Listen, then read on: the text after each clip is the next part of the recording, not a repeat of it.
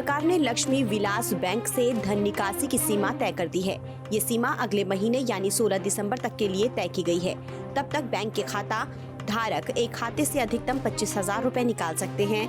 Lakshmi Vilas bank के administrator TN Manoharan ने बुधवार को कहा कि बैंक के जमाकर्ताओं का पैसा पूरी तरह सुरक्षित है और बैंक के पास उनके पैसे लौटाने को लेकर पर्याप्त धन उपलब्ध है। दिल्ली में फिर कोरोना के मामले में तेजी से इजाफा हुआ है। नए आंकड़ों के मुताबिक 24 घंटों में राजधानी में 6,396 नए केस दर्ज किए गए हैं, जबकि 99 लोगों ने जान गंवाई है। नए मामले के साथ ही एक्टिव केस की कुल संख्या 42,000 तक पहुंच गई है। वहीं गृह मंत्रालय ने 10 टीमों का गठन किया है। ये 10 टीमें 100 प्राइवेट अस्पतालों का दौरा करेंगी। ये 10 टीमें अस्पतालों में बेड की क्षमता और ICU बेड की जानकारी इकट्ठा करके वहां के हालात के बारे में गृह मंत्री को जानकारी देंगी। दिल्ली में कोरोना का कहर जारी है। इसी बीच दिल्ली के स्वास्थ्य मंत्री सत्येंद्र जैन और डिप्टी CM मनीष सिसोदिया ने साफ किया है कि राजधानी में फिलहाल लॉकडाउन नहीं लगाया जाएगा।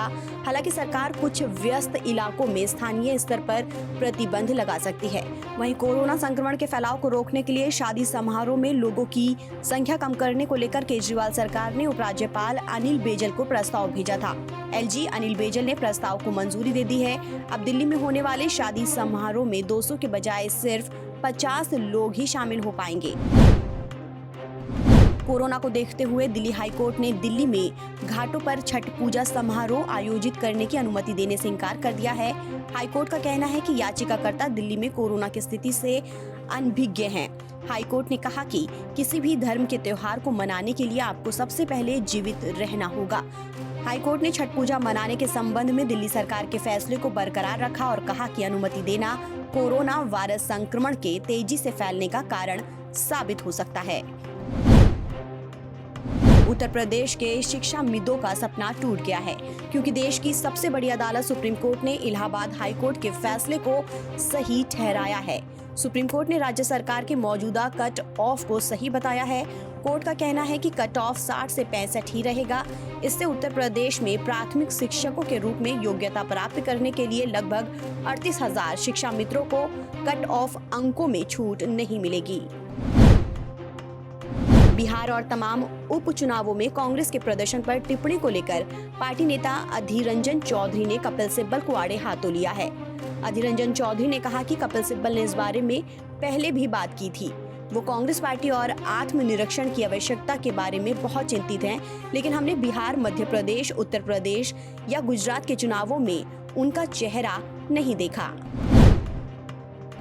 उत्तर प्रदेश के हमीरपुर में एक हैरान करने वाला मामला सामने आया है, जहां तलाक के 3 साल बीत जाने के बाद एक महिला ने मायके में बच्चे को जन्म दिया है।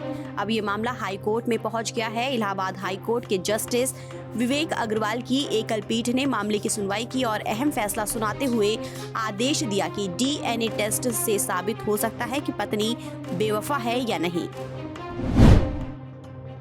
भगवान सूर्य के महाअनुष्ठान का महापर्व छठ बुधवार से शुरू हो गया। नहाय खाए के साथ महापर्व की विधिवत शुरुआत हो चुकी है।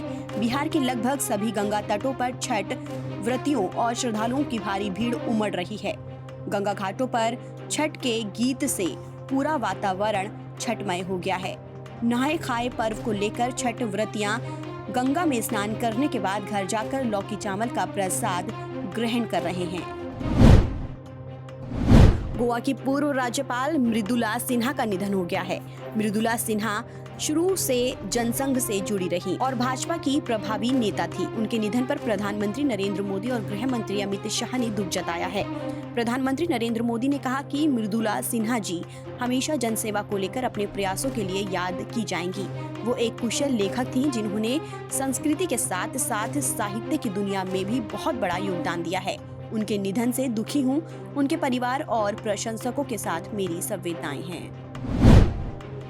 बुधवार को फिर से शेयर बाजार नए रिकॉर्ड पर बंद हुआ। सेंसेक्स 327 अंक बढ़कर 44,180 और निफ्टी 64 अंक मजबूत होकर 12,938 अंक पर बंद हुआ। पहली बार सेंसेक्स 44,000 के पार बंद हुआ है। बीच में एक कारोबारी सत्र को छोड़ दें तो सेंसेक्स पिछले 13 कारोबारी सत्र से लगातार तेजी के साथ बंद हो रहा है।